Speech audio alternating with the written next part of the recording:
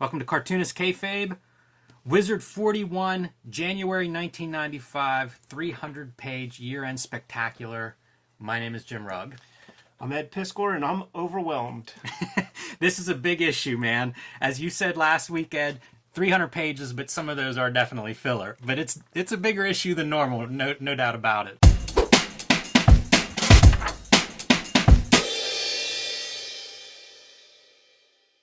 Let's start with this cover, though, Ed. This is from the Fleer Comics cards. Whatever the current set at the time is, that's where this image is coming from. It's a departure from what we've seen on previous issues where it's always featured, I guess, original pieces. This is actually coming out of a card set. Marvel bought Fleer because there was a trading card industry, and they started pumping out those trading cards. We're going to be covering like an interview with a bunch of the painters of these things. I'll tell you this: whenever I was young and seeing these painted characters, they didn't stack up to a Jack Kirby ink illustration of these characters, and they definitely didn't hold a candle to like the Jim Lee shit, you know. He's ripped, man. He's ripped, and those are very, very small shorts he's wearing. Interesting crypt here for the Extreme Sacrifice, because this is actually a redrawing of another crypt illustration in the same pose. Gave him a like oh, you know what that is? That's Supreme's hammer. No, that's Thor's hammer from Supreme. I see, because it was a big battle axe, but they took down the chest a bunch, man. I thought you were going to say interesting because he doesn't have a rear end. Right. Very strange. Well, Jim, it's the 90s, and that would have been gay. Oh, man. Look at that Extreme ad. Rob buying ad space. Big ad space. The end is near. Not too much in this editorial. Bill Jemas is thanked. He is at Fleer at the time. Yes. He would be a guy I identify with Marvel whenever Marvel starts to reorganize in the late 90s, early 2000s, post-bankruptcy. Joe Quesada and Bill Jemas are the two guys I think of as kind of helming that ship. And so I think we've seen his name one other time, but here's another call out to Bill Jemas. So yeah, and it was circling around comics. It was when Fleer was bought. Bill Jemas' name came up. Yes. The other note I have from the editorial is Shameless is talking about strides in comic-related material in terms of movies, TV, toys, video games, and other outside industries, which is pretty indicative, I think, of a direction comics has gone and where comics are today, certainly in terms of movies and licensing and, you know, merchandising beyond, say, comic books themselves. Fascinating to think about this time, because Marvel would have maybe like their Iron Man cartoon, their X-Men cartoon, Fantastic Four, but almost every Hallmark Image book has someplace on TV. Savage Dragon, Max, Spawn's going to have a cartoon, like Wildcats has a cartoon. This company existed for 2 years.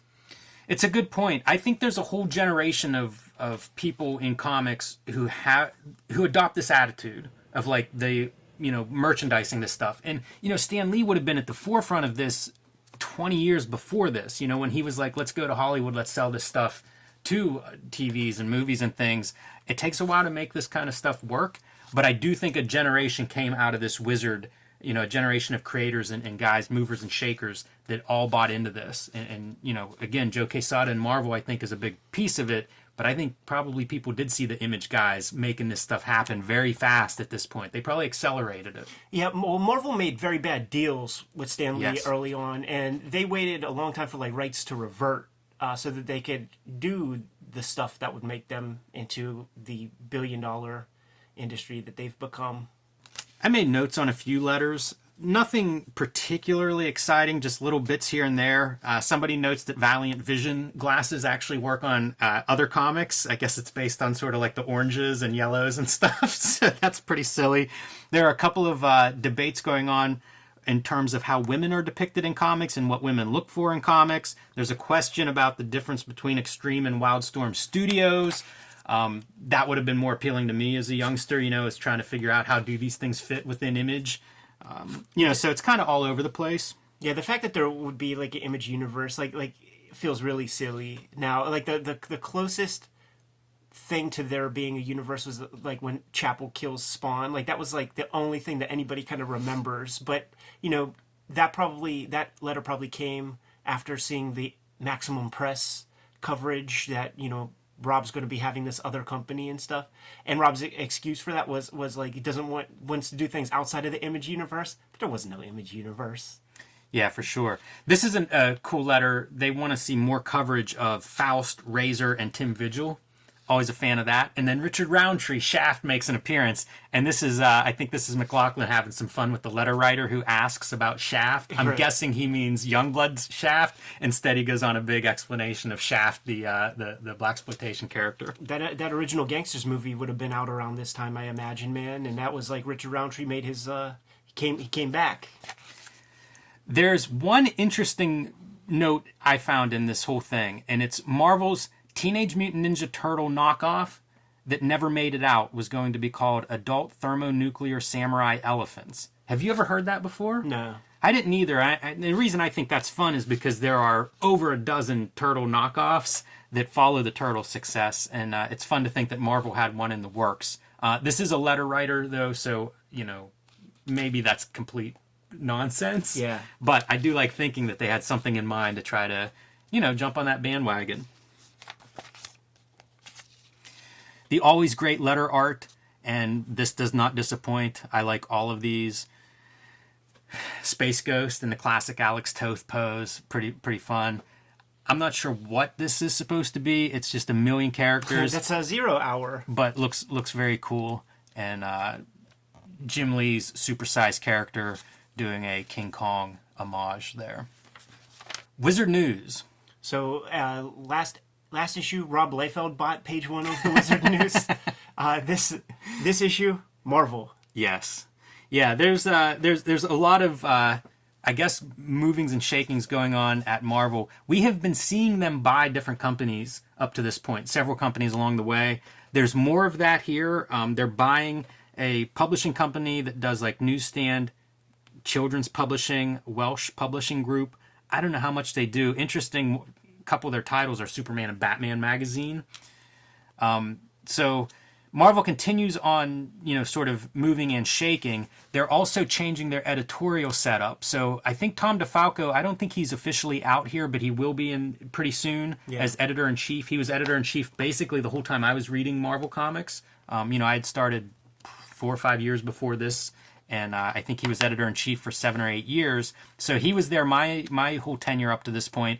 But they're also reorganizing to have like group editors. On the next page, like you could see like the divisions right here. So there's like the X-Men section and that's helmed by Bob Harris. There's a Spider-Man section, and then there's these two like sort of like kind of unnamed sections. There's like the Bobby Chase, Mark Grunwald, and that will be like the 2099 universe. And then Bob Budiansky and Danny Fingeroth doing some other shit, I guess. Yeah, and they start to throw around the term Marvolution, which I think probably is not remembered fondly by a certain group of people that lost their shirts with Marvel. But they don't have much charisma. They have plans, but those plans don't work well. So that Welsh publisher, the interesting thing is there are like other books, like they, I guess, distribute Bongo, and there was like a Milestone for Kids. I think that was a one issue. That was a one and done. It was mentioned in the previous Milestone article that they were going to do that again in an effort to reach a wider audience. But I think only one issue of that was done, and I think maybe only one issue was planned. I think it was kind of a special. Yeah, it's Marvel is bizarre. Like for a couple years, we've been, as they acquire things like Fleer and these different things, it seems odd. Their president resigns. The president of Marvel resigns as part of this news feature. So they just seem, I don't know, like it's hard to understand what their plan is exactly. And they're going bankrupt. Like whatever their plan is, it doesn't work. So there's a sense of chaos whenever I read this stuff. Yeah. Still some more rumors floating around about Marvel acquiring Malibu Comics. Worth noting here because it is rumor mill, and we'll see what happens next issue. Colleen Doran is doing a book called 101 Things Your Publisher Doesn't Want You to Know, The Comic Book Creator's Guide to Art and Entertainment Law. I don't know if this was ever published. Have you ever seen this book? No, but I think that she's probably the perfect person to write it with like some of the things that we've charted in Wizard Magazine previously with her woes and shit with Warp. She's been very vocal over the years about kind of just the weird practices of publishers. and the way that she sells it in the article, it's like the perfect approach. It's like, yeah, maybe the publisher, they're not your enemy, but they're not necessarily your friend, and they will, they're not telling you everything that's possible. And throughout my own career, I would have benefited from this book because I had to learn a couple things the hard way. She definitely learned a lot of things the hard way, and if she can articulate it good in between, two hard covers, that would be a compelling and important book to read. But I don't know that it exists. Harlan Ellison is doing a book at Dark Horse Comics under editor Bob Schreck. It seems like an anthology called Harlan Ellison's Dream Corridor. I don't remember this making much of a splash, but Harlan Ellison, obviously big name sci-fi storyteller. We did, on the Cartoonist Kayfabe channel, we did an audio commentary for Comic Book Confidential, but he was the spearhead of another 80s video called Masters of Comic Art. We might have to do a commentary in 2020 with that video. Like Tom and I actually shot one, and we used the video, but our channel kind of started to catch on, and I was afraid of getting a copyright hit. We learned a lot of things, and I think it would be good to do another one of those. Yeah, I'd be down for that for sure. But obviously Harlan Ellison, a big name in fantasy and sci-fi. The Wildstorm source book, certain people in comics are doing just fine, man, when they put out these source books. There was Youngblood Battle Zone, and all these things is books of pinups because they're not in the comic business. They're able to sell these little pamphlets and sell hundreds of thousands of them. Why not just put out any batch of crap? The thing worth noting with this Wildstorm, Wildcats Adventures one, is the Jeff Smith cover. Yeah, pretty interesting. And I did look this up because I didn't remember it. Yeah, me neither. It does exist. Oh, great. So pretty interesting. Jeff Smith doing the Wildcats at this stage. And that cover looks pretty cool. I guess Jim Lee reciprocated with a Bone pinup that appears in some issue of Bone. I can't remember which issue, or maybe a collection of Bone. So they kind of traded art on their characters there. Let's get a look at that. Boneyard Press wins lawsuit over Dahmer comics. We have talked about Boneyard Press quite a bit more than I expected to in Wizard coverage.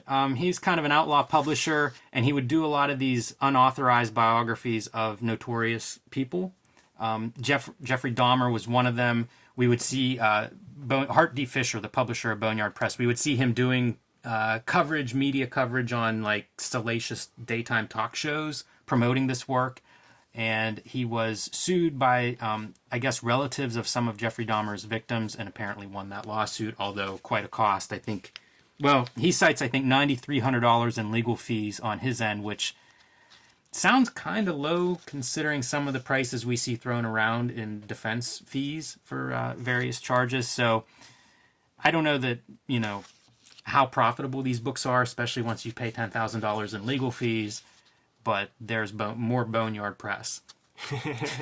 Yeah, and it would be about putting these victims in, Jeffrey Dahmer's a public figure, but the victims didn't ask for this, and ultimately the First Amendment exists, and for all the gratuitous stuff that's done in these Boneyard comics, they didn't represent these victims sort of out of character.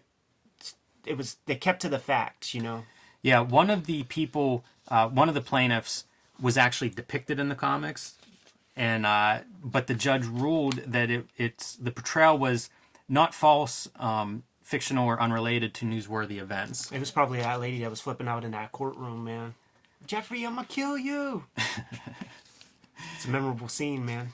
Kitchen Sink resumes Xenozoic Tales. Xenozoic Tales was one of the early black and white books that I picked up as a reader back in the day that kind of exposed me to the idea of, you can do artwork that's as good or better than the mainstream stuff. Black and white's not a limitation. So kind of cool to see these last couple of issues, which were probably some of my favorites at the time. They were probably the most elaborate of the art style issues. Yeah, they're going to start up with issue 13, and does it go to just issue 14? I think 14 is it, I think. So 2 issues. Oh, man, we're getting into the comic book Mulkey brothers, man. The tag team of the century, Scott Jobdell and Kayfabian Nisieze. 2 jobbers who had hundreds of wrestling matches, 0 victories. It's so funny because in some ways they're the ultimate winners. Well, they're the honky tonk man or something. Here's the thing. We can cut promos and we can bust on them because they're doing just fine. They sold a lot of books and made some royalties off these X books. Yeah, they should be America's Most Wanted because they've been stealing checks from Marvel Comics for 1,000,000 years. When I think of X-Men from this period and from those guys' run, this is probably the big storyline that I think of. It may be the only storyline I can really pull out. The X-Men crossovers have become sort of just part of Marvel's business model. This one, this is probably the last time I'm really hanging out with X-Men at all or aware of what's going on there. But I do remember this storyline fondly. This is there's time travel, Xavier's killed. Age of Apocalypse is what it's called. Yes, Age of Apocalypse. So all the main books are replaced by slightly tweaked versions, sometimes fairly different versions. But with good art teams, it was interesting to see these characters through a little bit of a different lens. Generation Next was the one I really liked. Adam Kubert drew it. Cool Wolverine, a very... Chris Bachalo. Oh, yes, Chris Bachalo drew it. Cool Wolverine, but Colossus with like a really neat bandana mask I really liked and liked how he drew him. Yeah, it's Joe Madureira, man, on the Astonishing X-Men. See, that's Wild Child, man. Yeah, that's Wild Child. He's pretty cool. And there's that Colossus, man. Fun stuff to look at. Really good production values on like the Astonishing X-Men, like really good computer coloring on Madureira. But abysmal books. There was like the Legion quest thing leading up to it. Legion wakes up and causes a rift in time, basically, man. And Onslaught is involved. Like, it's ridiculous. Fabian and Scott, their ears are open. Like, Defensive. Very defensive. They hear all of the dissing and all of that shit. They say that, hey man, we must be doing something right because we're selling a bunch. It's sorry that you guys grew out of it or whatever, but we're writing for like the 8-year-olds, we're writing for the 12-year-olds. I was 12 here, and I was very disappointed, and I thought it was a big pile of fucking shit, so fuck you guys for that. Here's a quote from Jobdell in regards to what you just say, Ed. The books are more readable now than they ever were. Yeah. It's a strange time period, man. I think of them as so poor. I quit reading them because I just couldn't stomach them after reading X-Men for 5 years or something up to this point. And you read them now, they read like Chris Claremont parody books. They're that bad. But these guys, they fell upwards. They were in the sales department, and they, become the hottest comic writers of the mid-90s, man. Probably the richest ones. It sums up the 90s and everything wrong with comics perfectly. Like, these are the poster children for it. Like living off of something Claremont built, a legacy that was built the previous 15 years by other creatives, and top of the mountain. Like, these are the books that are Marvel's best-selling books, and not because of quality. Yeah, we get numbers, and maybe even in this article, they give numbers on like Neil Gaiman's Sandman and stuff, and they're like, hey man, if we wanted to be more cerebral, like we would do Vertigo, but those things like Sandman's at the top, and it might hit 100,000 in a month, but everything else is about 25% of that. So we must be doing something right. Yeah, I feel like those numbers probably have leveled up a bit over the decades since. When you think retrospectively about the history of comics and like the 90s in particular, and the guys early on who hit the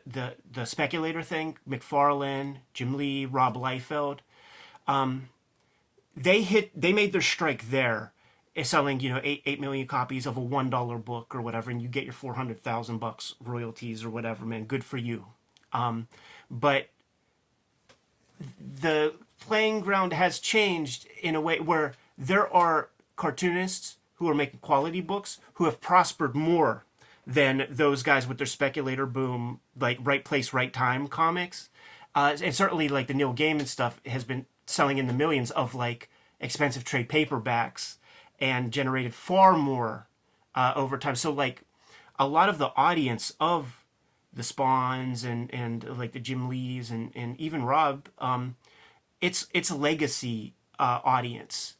They're not necessarily building new audience. You know what I mean? It's like it's old dudes who are still hanging on to that stuff because the quality of the work as comics didn't work. We also, like sometime around this period, you start to see audiences fracture also. Like the people that are buying those trade paperbacks of Sandman in 2019 have no idea about any of this stuff. And I think that makes it harder to quantify too, because this is kind of the beginning of those sorts of divisions.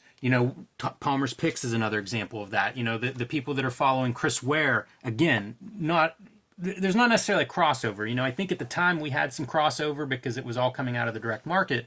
But now those audiences are so different, it's weird to even compare these kinds of things to each other. Yeah. And for some people, I think it makes sense that it's like these are different groups.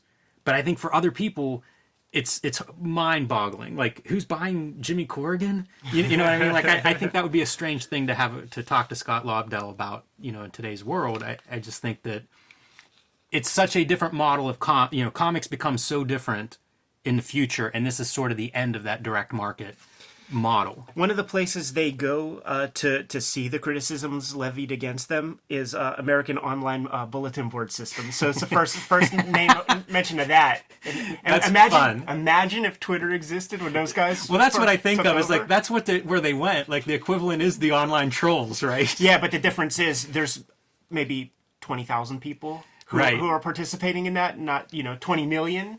They may have dodged a certain kind of bullet, man, and that bullet might have been self-inflicted if they would have made that heel turn fucking with X-Men back in in like 2015. A different take. This is X-Men now on cartoons, the animated X-Men series. Yeah, And it's interesting. Good placement, Wizard, of putting these two articles next to each other, because like Batman, I feel like this may have been that generation. This may have been the X-Men. yeah. Like once again, I was 12 years old, and the kludginess and the idea that like I grew up having to read classic X-Men and Chris Claremont X-Men, and until they sort of like intersected to like understand the full thing, the cartoons delivered things in a more digestible fashion, and as a kind of second draft to the comic, Right. they provided a lot more clarity. So to a lot of people, like this is a superior version than the monthly comics. I hung out extensively with Chris Claremont while putting together my book. I'd ask him, Chris, like honestly, man, how long would it take to write one of these comics sometime? And he would say stuff like, well, if so and so would be late for 1 month or something, I had to keep roof over my head. Like I would write a story in a day.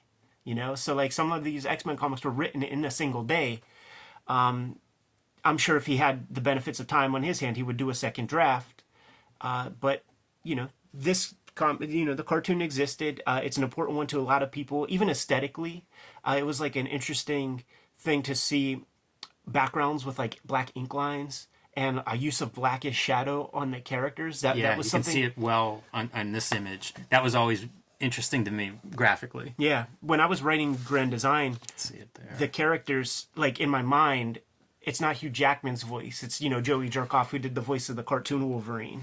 Yeah, I'm glad you say that. I was going to ask you about what role this played influence-wise on Grand Design. Yeah, huge. Like my earliest, the X-Men comics that I drew, that I showed off, like there are parts cribbing lines like out of the cartoon show, and I was always a fan, but this kind of solidified it, and it also it made it possible for me to like show it off for something. Like I didn't have to be private about it because kids at school now had a context for the X-Men comics that I've been fucking with forever. So that was a benefit to me. That's the other thing I was thinking when we compare this to the X-Men comics. This would have been a much bigger audience. Huge, yeah, for sure. Like every kid was fucking with that. Everybody was putting pencils in between the webs of their fingers, man, saying that they were Wolverine in school and junk like that. Now, you go to Comic Cons these days, the producers of this show are peddling a book at the end of every episode because they all carried into the next, or at the beginning of the new episode, it would say previously on X-Men in Cyclops' voice. That's the title of the book. Previously on X-Men, it's like oral history. Right, that's cool. Of this, and they're at all the big conventions. They'll be at your C2E2s and your WonderCons and shit. It had to help sales of the comic book. This is definitely. a commercial. No, like, definitely. Like this is that's the model. That would be like the G.I. Joe kind of model of like the cartoon sells the toys, sells the comic book, sells the cartoon. Jim, we are we just covered Scott Jobdell, Fabian Nicieze. I quit reading X-Men directly after Chris Claremont left. When this cartoon's going on, I'm reintroducing myself with JRJR's back in the post 300 issues. I'm picking it up.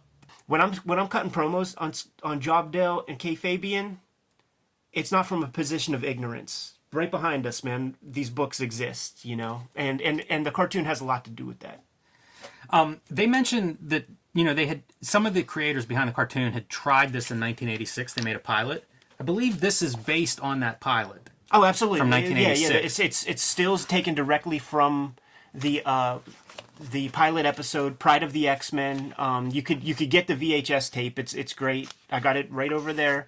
And they were doing a massive push. Like, I think the company that made this, and also Marvel, I think they were totally banking that this was going to be picked up, because you play that 4-player 2 TV game, and it's the villains from this. It's Dazzler is a part of it, and it's this Dazzler, you know. So it's like and it even like looks like this shit. So I think that they were playing big to try to sell this thing, and for whatever reason, it didn't go. My thoughts are that maybe just the violence of it was too much at the time. Which, yeah, I mean, you watch a G.I. Joe, they're only fighting robots and stuff, because it's very good. Yeah, there's a couple of other notes I have from this article, mostly about they're entering the 3rd season at this point, so it is successful. They have a certain amount of freedom that goes with that. They talk about some of the ups and downs, like the Brood storyline was rejected for being too violent. They had a mishap with the Lady Death strike where she was topless. It was a miscommunication with the animation studio, so that had to be redone.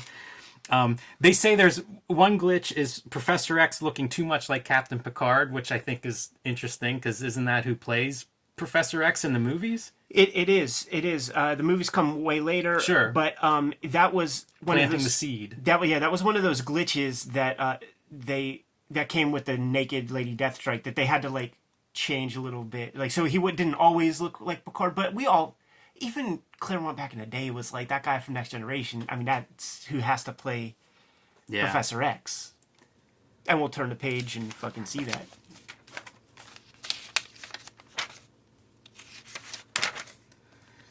Wizard cast the X-Men movie. This is the casting call, Jim. And if this is the only time we acknowledge the casting call, because this is the first time it's in Wizard Magazine, it's going to be a staple. People love it. True Kayfabers do not, because it could have been an article with Frank Miller or somebody.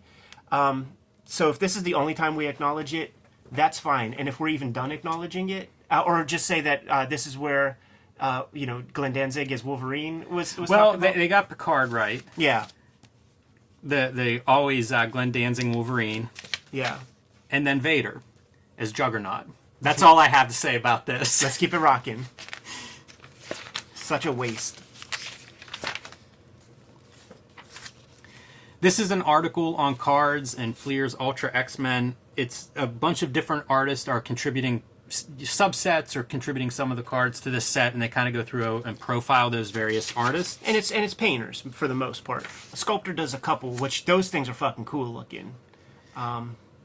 Yeah, I mean, some of these cards look kind of neat. I'm not particularly interested in cards, but I'm sure some people are. We looked at the Randy Bowen last issue, and again, it's not comics, but I'm sure some people are interested in that process, and this covers some of that. This is actually 3D sculpted. Yeah. The one artist does these sculpts and takes photos, and it's kind of neat and stands out a little bit. But overall, I mean, I don't really care about card art. Yeah, not at all, but it is the painters, the Hildebrandt Bros, Jolie Bell, Boris Vallejo, a couple other guys here and there. But just like the cartoon hit a certain audience, these cards were at the cash wrap section at Giant Eagle. Yeah. So I'm sure, like, if Mom had a couple extra $2 for the little Jimmy or Eddie, like, they'd throw them in the bag. And yeah, I don't doubt these cards sold pretty well. Yeah. There's a reason that we see so much card coverage. Don't even cover that.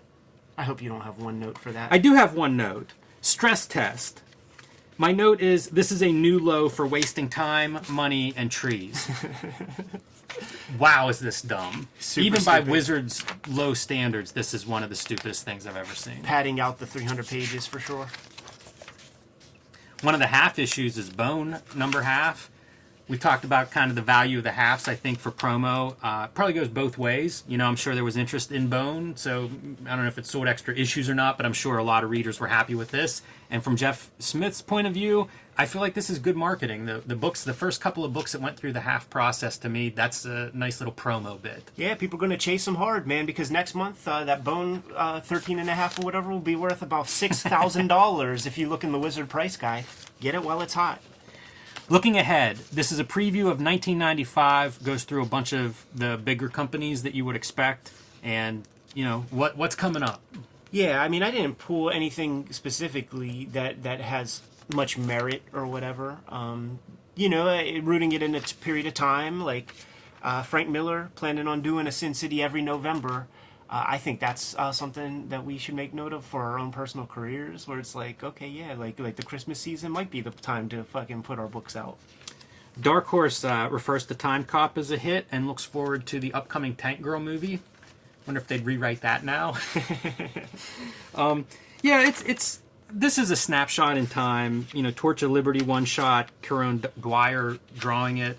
That's a John Byrne written book from his corner of the Dark Horse Legend universe. The stepfather of Kieran Dwyer. Yes, and Kieran Dwyer did a memorable run on Captain America. So, you know, a good artist if you're going to do a Captain America type character. Yeah, I'm a fan of Dwyer's work. Actually. Yeah, me too. And I like that Torch of Liberty one shot at the time.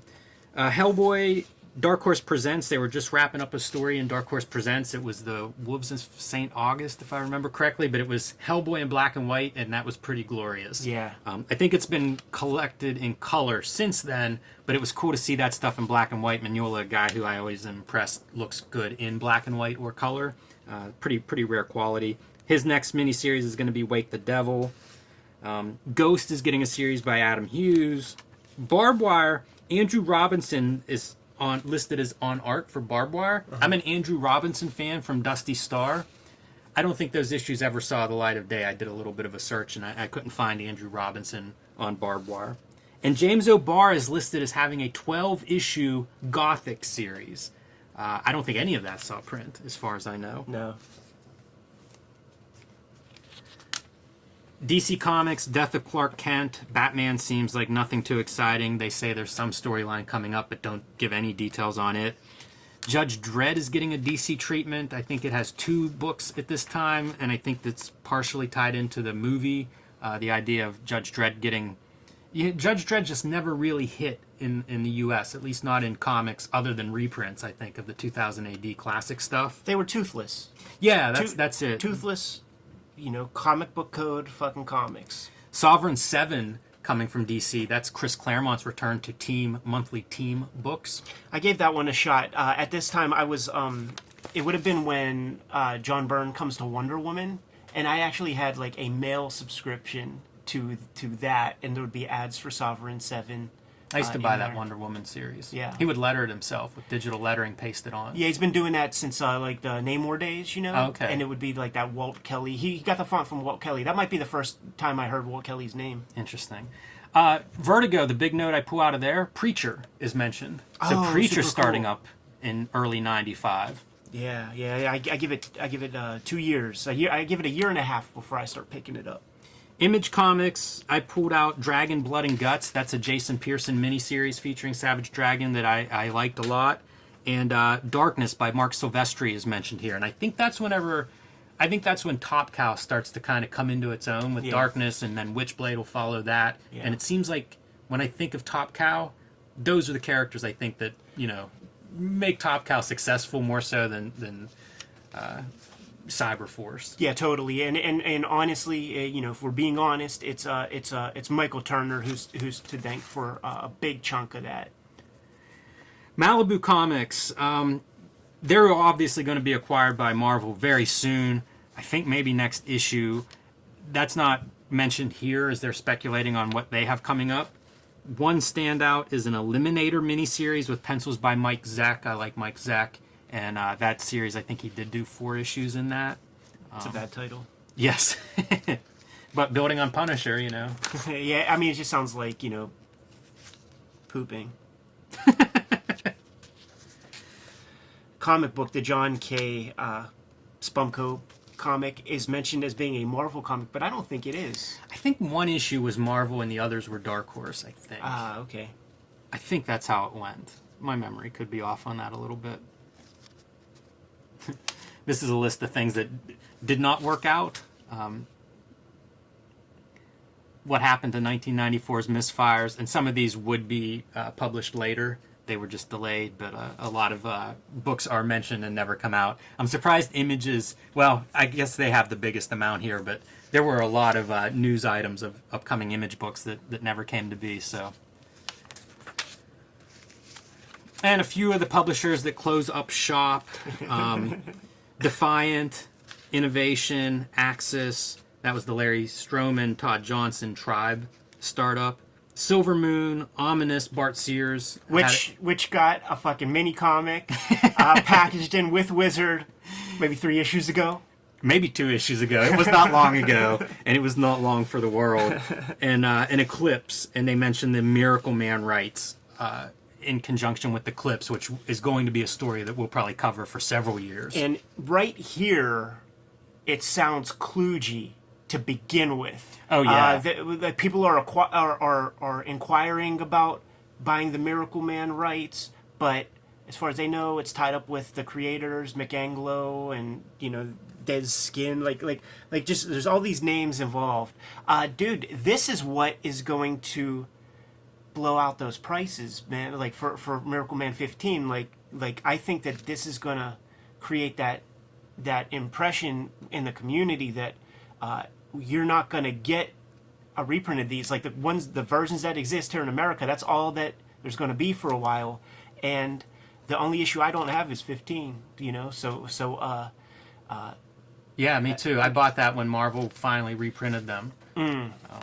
Yeah, we'll be talking more and more Miracle Man, and obviously you've been covering Miracle Man's in another series of videos. Right, it's gonna be a comic watch, and I bet that is when it starts to skyrocket because it still is a $2 book in this issue, and for a few more.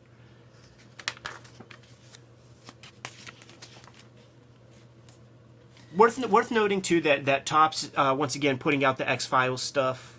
Charlie Adler, we talked about that. Worth noting because it is going to be a hit book in those tumultuous mid-1990s. Yeah, every company seems to have a licensed division, and X-Files is probably the winner for a couple of years. It is, yeah, I would say so. And then the comic world mourns its losses from 1994. Jack Kirby, Don Thompson, Vicky Harvey, Alfred Harvey, Neil Posner. There's a list of people, some cartoonists. Charles Paris is listed. Charles Paris was probably my favorite Batman inker. I would know him from inking over Dick Sprang, so it would have been, I guess, Golden and Silver Age Batman art.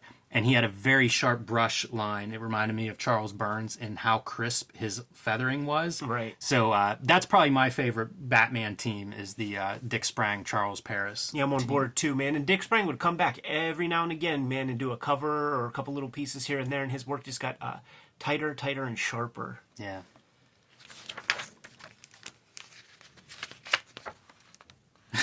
That is so weak. Some card art there. There's dudes who shop at Phantom who look like it. That's a weird piece.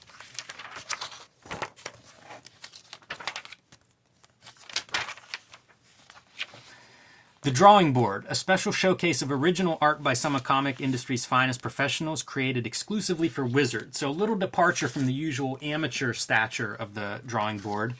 And these are fun to me. Joe Quesada doing Savage Dragon. You think he's cutting promos, man? Because that's Eric Larson who just got his head punched off. I don't know, because Joe Quesada earlier in Wizard was critical of Image not being that creative, with the exception of Savage Dragon. So I think creators liked Savage Dragon for the most part. I think you got to ask permission, though, man. Like if you're gonna be punching a dude's head off, man, you better have a conversation. They might take it the wrong way. And a lot of these are card art that I don't know if the cards were actually produced or not.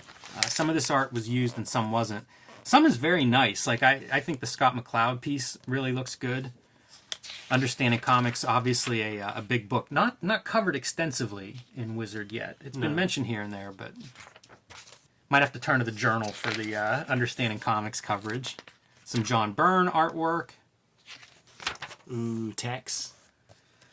This would have been a cover that was never ultimately used, but pretty strong piece here. I was a big Tex fan. I think we've noted that before. And this is that Wolverine era of Tex with Omega Red, who didn't really catch on, but had a little cup of coffee around Wolverine for a bit. Yeah, us 90s boys, man, we were down with some Omega Red. Maverick was another one of those characters that didn't quite make it. He had some chances. I think he might have even had a series for a little bit. They were trying to sell him like a Boba Fett, like who is this character? We need some more origin. But they, cat string theory, man. If you pull the string too tight, it could snap. Like you got to give some slack here and there, and put some cards on the table. Blood Strike by Dan Fraga. Fraga boom with the Deathlock, their Wolverine. Yes, I was like I think it's Forearm. Although there were a couple of those characters with forearms, so. Yeah. I'm trying to remember. Foreplay, I think, was one of them. She's Foreplay. Oh, she's Foreplay. Because, of course, Marvel couldn't do that. And Forearm is the Mutant Liberation Front New Mutants guy. Gotcha. Fantastic Four, another unused cover by Ron Lim. X-Men, Derek Robertson. So, fun variation, I think, on the drawing board theme. Pretty cool to see this artwork. There's a Wizard book that collects a bunch of covers and unused covers and has notes on some of that artwork if you're interested in seeing more Wizard art that maybe never saw the light of day, at least not the way it was intended. Yeah. Brutes and Babes, Anatomy 303. So he's finally starting to theme these columns. This is an ongoing series focused on anatomy. This time we get to see the triceps. I think last issue was biceps.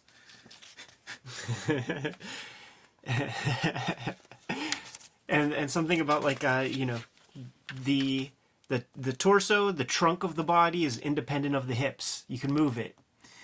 I do agree with that part, and I'm poking fun at the bicep tricep stuff, but some of this, like how to create motion, this was really important to me.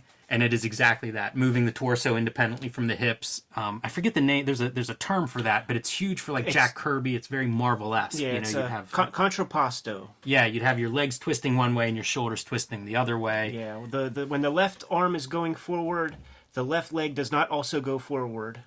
I'm not sure about either of these two. I know, this is how it should be. Yeah. Poke your prod forward, man. I wonder, I don't know how long Bart Sears sticks to this column, but I wonder if he's getting near the end, because some of this stuff feels a little empty.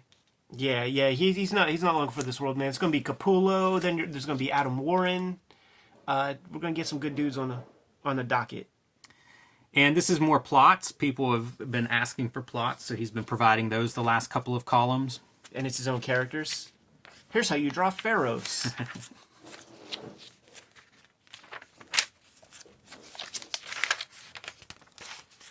Black Flag, Maximum Press ad. Whenever Dan Fraga would do these promo pieces with this Flint-like character with that big giant gun, I ate them all up, dude. Yeah. It's like you could tell there's like the Stephen Platt influence. Big time. Of all the bullets and all of that shit, man. Even in the quad, in the thighs, that's very Platt-like to me. Yeah, you could pull it all out. You could pull out the Art Adams bits. You could pull out the Platt bits. You could pull out some of the Sam Keith texture, man. But I was down for his stuff big time, man. I was a big fan of Black Flag and Fraga's work. He's one of my favorite dudes from Extreme Studio. Me too. Yeah. There was a world of difference between him and a Merritt Michaels in my mind. The Kato Kalin of Rob Zlayfeld gimmick. And definitely Dan Fraga was the one I preferred out of that batch. Cut and print. This is just like a best of article, man, talking about the things that have come in the past year. A little retrospective, man, to talk about the fact that Batman animated series is a thing, X-Men animated is a thing. Not too much. I feel like it highlights too how much these cut and print articles are padding. Like the January issue should have been this long. Yeah.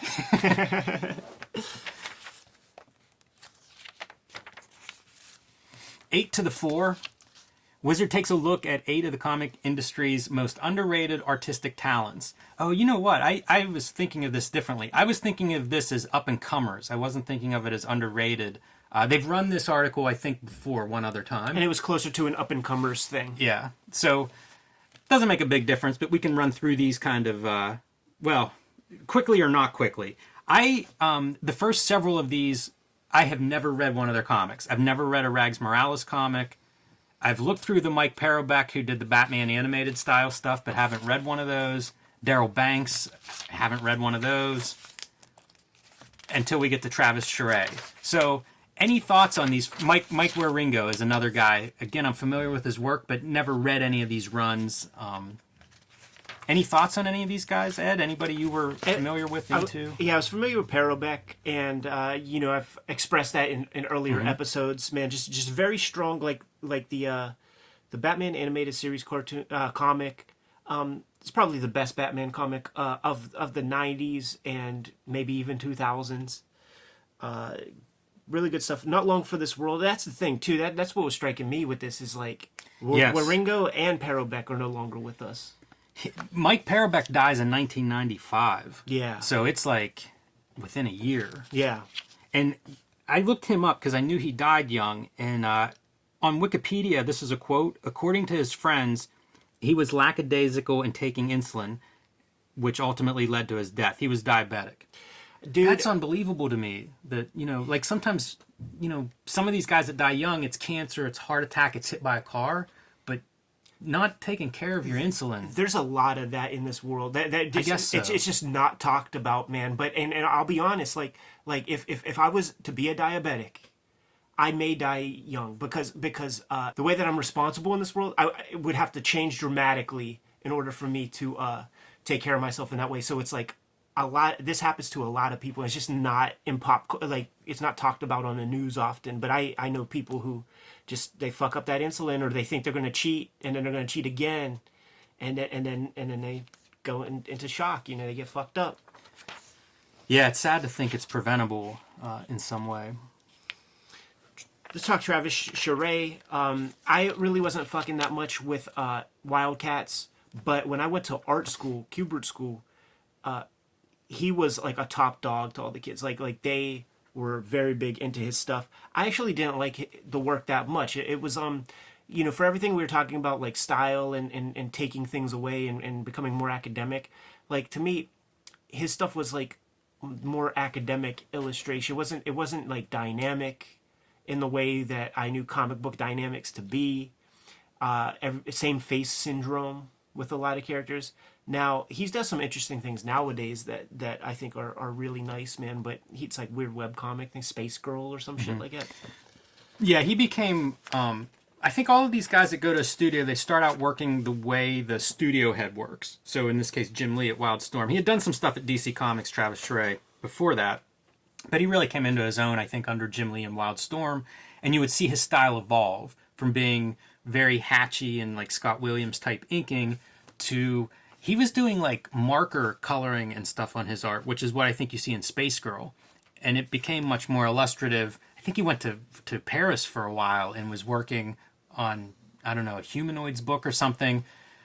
But it definitely went in that direction. And a lot of those guys would evolve over time, you know, from the studio style into whatever their own work became. I liked his work. It definitely looked different, I thought, as it progressed, you know. So, like, he did several runs on Wildcats through several volumes. The very last one is probably my favorite, but it's also a time-intensive one. So you would get a couple of issues and then somebody else filling in that didn't really draw in that style. And I think one of the later things that he did, Wildcats-wise, was the Golden Age X-Men Wildcats crossover. And it's mostly kind of like a wash. It's very minimal color. I don't know. He was popular. I liked him just fine. The next guy on the list is J. Scott Campbell. It's interesting to think of both of those guys as under the radar because they will become very prominent in the next couple of years, which is interesting thinking of this list. It's like they nailed a couple of the guys that were going to go on to become superstars.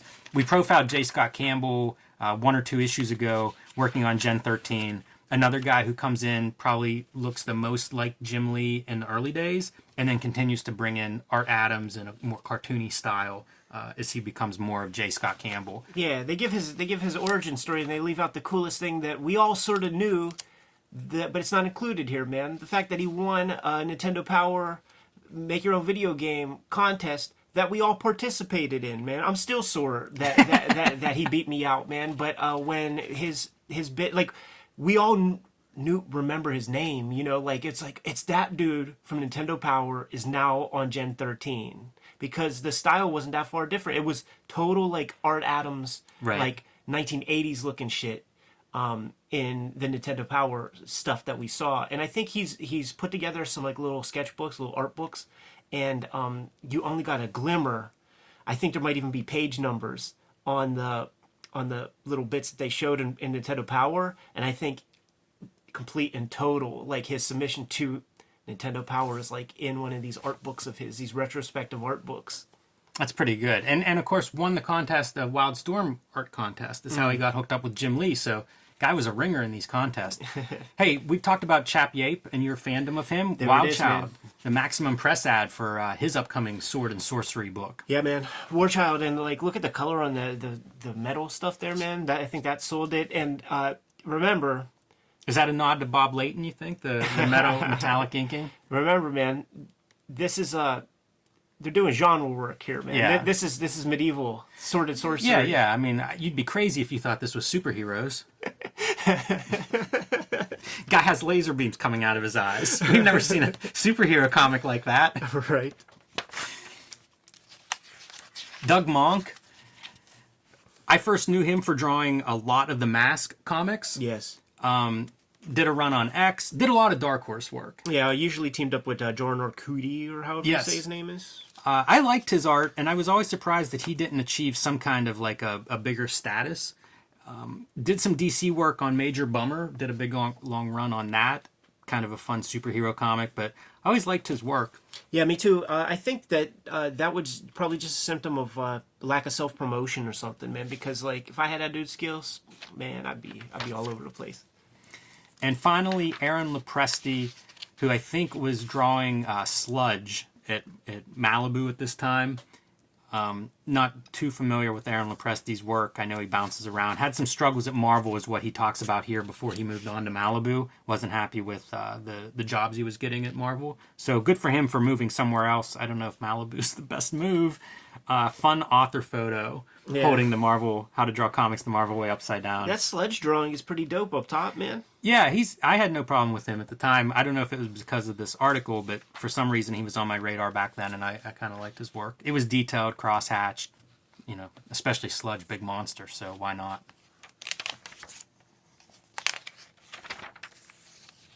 Round Table. This is a bunch of comics professionals just discussing whatever comes up, issues facing the industry at this time, although it quickly devolves into what the role of the editor, Right. and they spend several pages on that, which I'm okay with, but it's pretty esoteric, and I don't know if it really hits the hot topics of comicdom of this time period, but so be it. Any standouts here, Ed?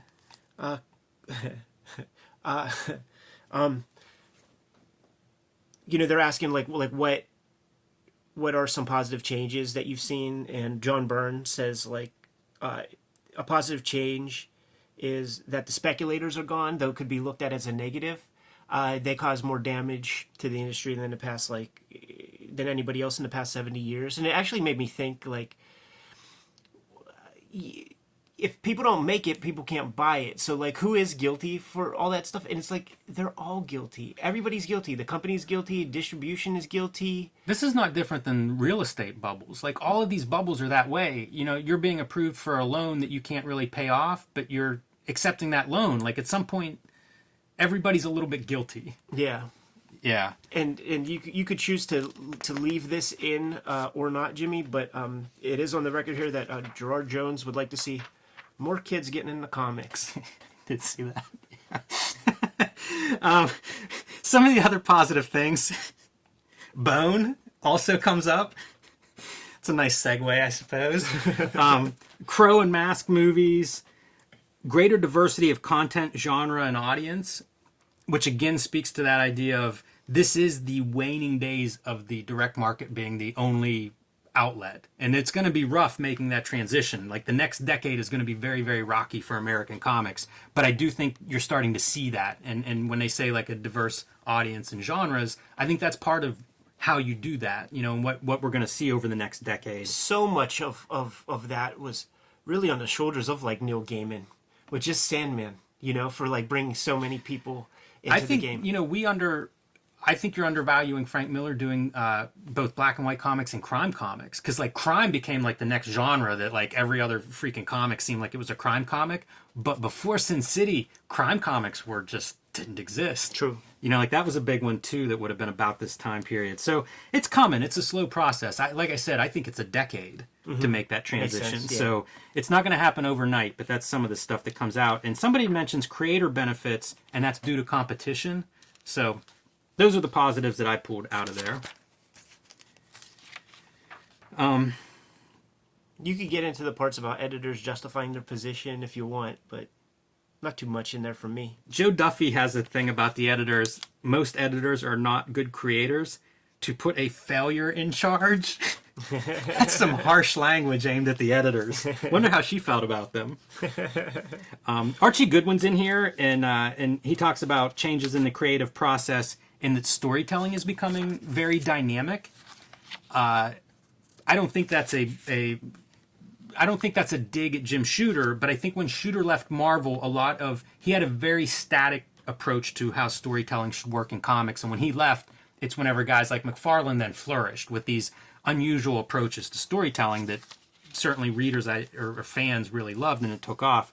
I think it's cool to see Archie Goodwin's perspective because he's like the beloved editor. The guy that, I've never seen anybody say a negative thing about Archie Goodwin, who edited all over the place from War into Marvel, Epic, DC, and was beloved. So his observation is that more dynamic storytelling styles emerging. So that's kind of interesting. But for the most part, I don't have too much to pull out. Some of this stuff is time specific, and some of the back and forth with the editor stuff. It's kind of, what you would expect. It's a bunch of creators and editors all with their own different opinions of how this should work, or how it does work, or how it isn't working. One of the things that just doesn't work with this is just too many voices. Like, there are a lot. There's no continuity in the conversation, so it's very abrupt, and it could have been several articles or something. Like, it's kind of cobbled together. Good intentions. Yeah, I think that's a good way to say it.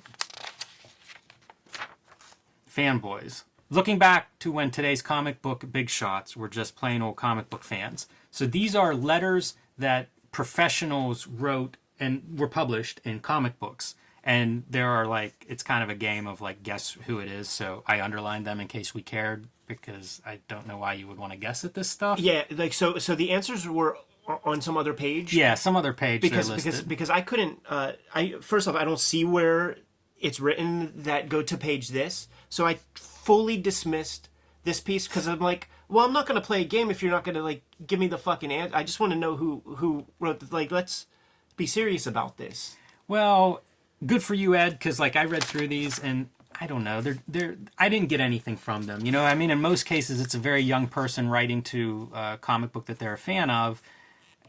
The views that are expressed are probably quite different than what they would go on professionally to think and know. It's just a very sweet snapshot. It's a novelty. It's okay. It's kind of funny. I do like whenever I look through old comics, whenever you see somebody's name pop up there, removing that context changes it a little bit. It does, yeah. I'm still, I still give mad geek stripes, man, to Gary Gianni, because in the very first Fantastic Four letters column, which would have showed up in issue 3 or 4, he's got a letter in there talking about how cool Fantastic Four 1 was, and to me that is fucking badass. That is pretty cool. And the names, it is a who's who. Todd McFarlane, Frank Miller, Dave Sim. It's a pretty good list of people who have written in, but again, a novelty. I need to find out who wrote these things, because then I will actually read it. Speak Up. This is fans talking about the comics that they picked up or enjoyed. This is another kind of throwaway article in that it covers everything you would expect. My one standout is Midwest Phil cites Battle Angel Alita for his comic that he enjoyed this year, but otherwise it's every comic you can think of. Right. You can find it represented. It's like you said, Ed, with the round table. There are so many voices here. It's just a listing of comics, really. Yeah.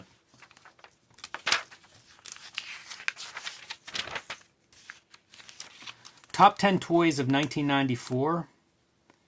Any standouts here? Any toys you remember fondly from 1994? No, I'm fully, I'm buying comics, man. But obviously, Todd has pretty low position on the list, man, at 7.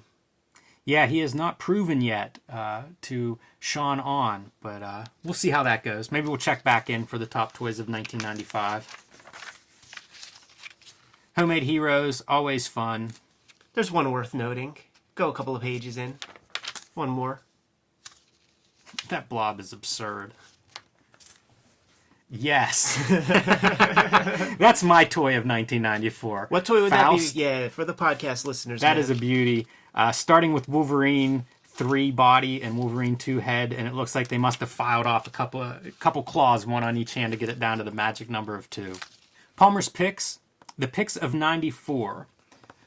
I think we've covered many of these, so he just pulls out a few of like the best of the year in his estimation. And I don't think they're in any particular order. Underwater, we definitely talked about. That's Chester Brown's follow-up to Yummy Fur.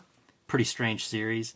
Acme Novelty Library by Chris Ware. I think 3 issues are published up to this point, so the early days of Chris Ware and Acme Novelty Library. True Swamp by John Lewis. I have some True Swamp, but I could not find them for this to flip through. Yeah, True Swamp is a book I have not connected to. It's a book that I've seen lots of people espouse as being really fantastic, and it's one I just don't totally connect to, but is I think, influential book of this time period because I've seen so many creators cite that book, and I think it could be story-wise, and I have very few issues. Like I'm not able to really engage in the story probably the way it's best enjoyed. Yeah, once again, man, I mean, we're covering Wizard Magazine. Like, there isn't much different, like, that you could pull from, and, like, that was one of the things that, existed. Jar of Fools is listed here. This is Jason Lutz. Readers at home may know him from Berlin. Has been, like, his big masterpiece, kind of, 20 years, 25 years in the making. But this is the first Jason Lutz I ever read, and this is about a magician, an escape artist, I believe. I really love this comic. This was an early indie comic for me, and maybe that has something to do with it. But Jason Lutz is a pretty well-recognized and celebrated cartoonist. Does stuff, I think Berlin is drawn in quarterly, so well-represented in terms of his publisher. But this was Black Eye Books, which did like Dylan Horrock's early stuff, and was a Canadian publisher who we have mentioned in past Palmer's Picks. Jar of Fools was one that stood out to me, so I thought I would pull that one off my shelf. Hepcats. We have not been kind to Hepcats in the past. You've come around? No, I haven't come around. Pressed Tongue. Pressed Tongue is this Dave Cooper? That's what it says, man, and I don't know it. I don't know it either. There's a very small little image here where you can see a snippet of the cover with the logo. And Dave Cooper's done a lot, man, and I've seen quite a few of things. He's gone through different styles and things. This looks around like Puke and Explode time period. Yeah, that North Star joint. But I don't know Pressed Tongue, so that's one I will keep my eyes peeled for as I dig through back issue bins. Yeah, it's a Fantagraphics joint too. Might be first mention of Dave Cooper in here, and he will certainly, in my era of Wizard Magazine, get a Palmer's Picks. Yeah, good, interesting. I mean, I'm a big Dave Cooper fan, so some coverage will be a good thing. And then finally, Rare Bit Fiends. This is Rick Veitch's self-published Dream Comics. I just brought a couple to see the covers. We're not going to flip through these because they will be featured. Yes, they will. They'll be mentioned again soon, and then he will get his own Palmer's Picks. Yeah, so those are a couple of the titles that Tom Palmer is pulling out as, I guess, best of 1994. Hard to argue with. Comic Watch, New Mutants number 25. Last issue we looked at New Mutants number 18. I wanted to bring 25 and flip through, but we can only spend so much time on these Wizard episodes, so we did get a look at Bill Sienkiewicz's amazing, groundbreaking New Mutants artwork, and this is part of that run, a continuation of that run. Yeah, and this is, first appearance of Legion, and we were talking about how Warlock is a Sienkiewicz character through and through. Legion is, because you and I would not even think to create a character with that high top fade.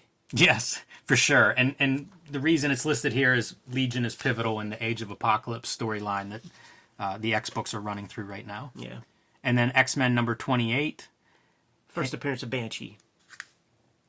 He's a bad guy in that one. Picks from the Wizard's Hat. Angela number 1. This is the rosy times between Neil Gaiman and Todd McFarlane. This is Greg Capullo inking himself for the first time. Yeah. So kind of a big series. I think this certainly turned heads at the time. Angela was a hot character, and again, the standout to me is that Neil Gaiman delivered this script on audio cassettes. Right. I think that's so interesting. Look at her killing a dragon, big dragon head. This is probably Greg Capullo, like, victory lapping. This is his chance to shine. He leaves Marvel Comics and X-Force, gets back-to-back Wizard covers, and is drawing Angela and getting to ink it for the first time. The dude just continues to hit new heights. I mean, doing all the Batman work that he's been doing in the past 5-6 years, Batman is the biggest, like, selling character in comics when it comes to superhero books and stuff. Batman books sell, and he's got several trade paperbacks full of Batman comics that he participated in. He's a fan favorite to this day. I'm sure he's mega successful. Yeah, and I mentioned, Dave Cooper going through several style eras. Greg Capullo is another guy like that. You look at his work now, and it looks very different than this, and yet popular then, popular now. Mm-hmm. Yeah, what the root of his stuff is he's got those fundamentals down. X-Men Alpha, Jim, I ask you, man, how many jobber writers does it take to screw in a light bulb? Oh man, poor Mark Waid. I don't have standouts here. Barry Kitson is drawing Azrael, #1. Barry Kitson was an artist that I always used to see listed. I think he might have been an 8-4 last year. And I never connected with him on anything either, but he was a guy that I would see bantied about as like a DC hot up-and-coming artist. But for some reason or other, I don't know what his apex book would have been. Yeah.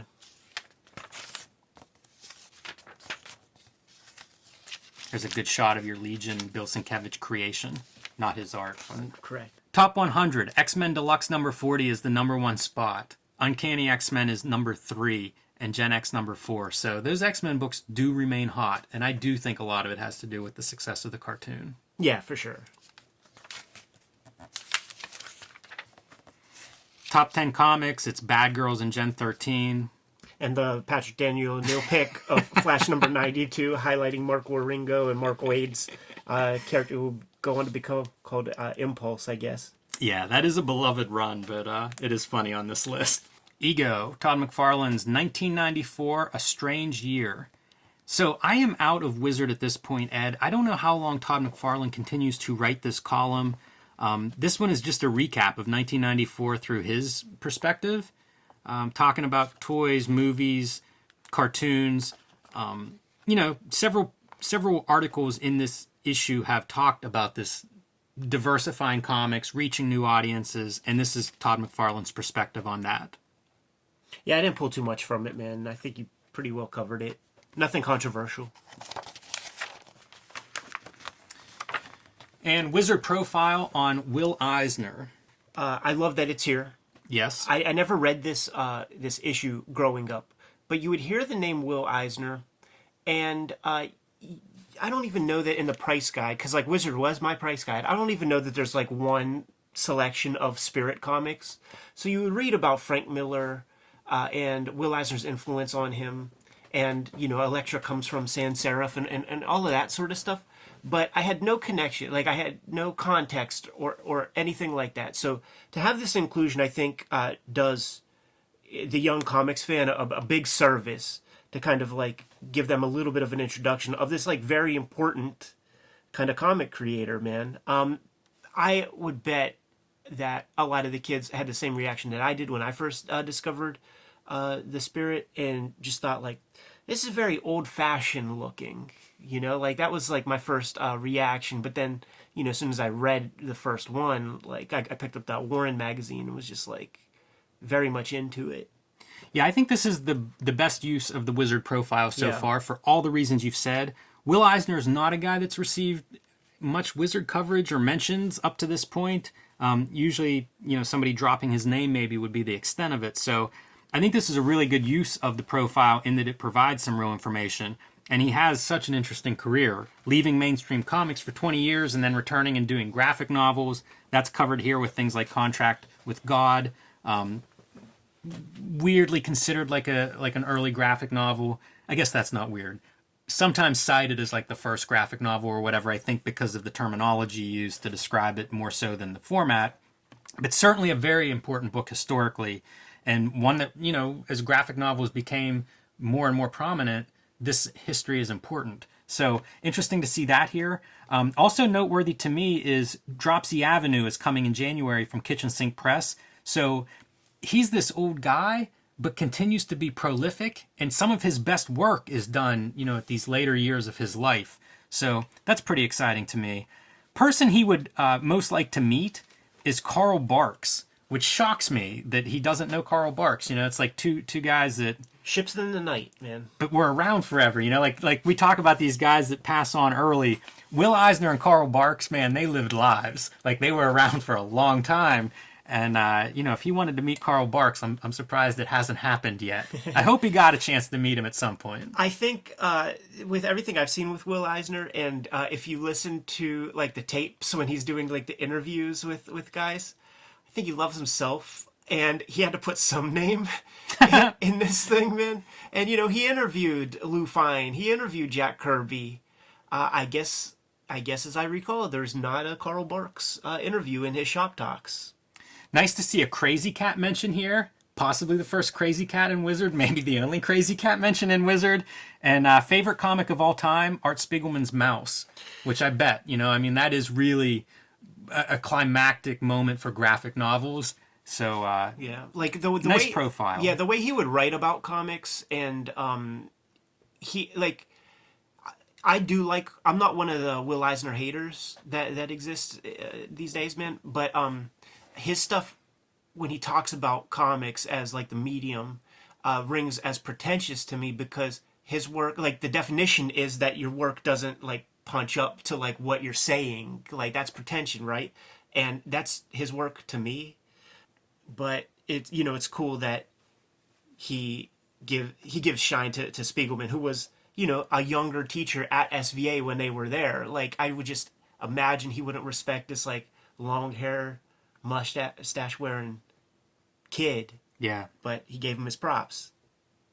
Will Eisner was I don't know about ego and stuff. I don't know him personally, of course, but he was very open. Like I would see him at early SPXs that I would go to. You would see Will Eisner walking around, man, and gathering up books. I got the impression that he just loved comics. And so I bet like Raw was probably, on his radar and something that he would look at with interest. I mean his Spirit students were working in Raw. For sure. And, Spirit was so format innovative at the time. So, I think that's something he was conscious of throughout his career and, open to that stuff. So that's my favorite profile Wizard has run so far. Next week, man, Alex Ross cover on Wizard 42. Yeah, I don't have too much to say. February 1995. This is my senior year of high school, my birthday. So Alex Ross was there, but I was not. My first time reading this issue is for next week. So yes, we'll see what it holds. Alex Ross, Keith Giffen, couple of the reasonable features here and there, man. Quite a cover treatment for Mr. Ross as well. Like, we are not going to diminish any of his art with a logo or with call-outs to what else is featured in the issue. Different than the past Wizard cover formats. Save that for the poly bag. Will do. All right, but Kayfabers, like, subscribe, and follow the YouTube channel. Hit the bell icon. We'll let you know when new vids are available. You can find Cartoonist Kayfabe merch and t-shirts at the link below. All right, man. Time to read this tome, Jimmy. Give them the marching orders, dude. Read more comics.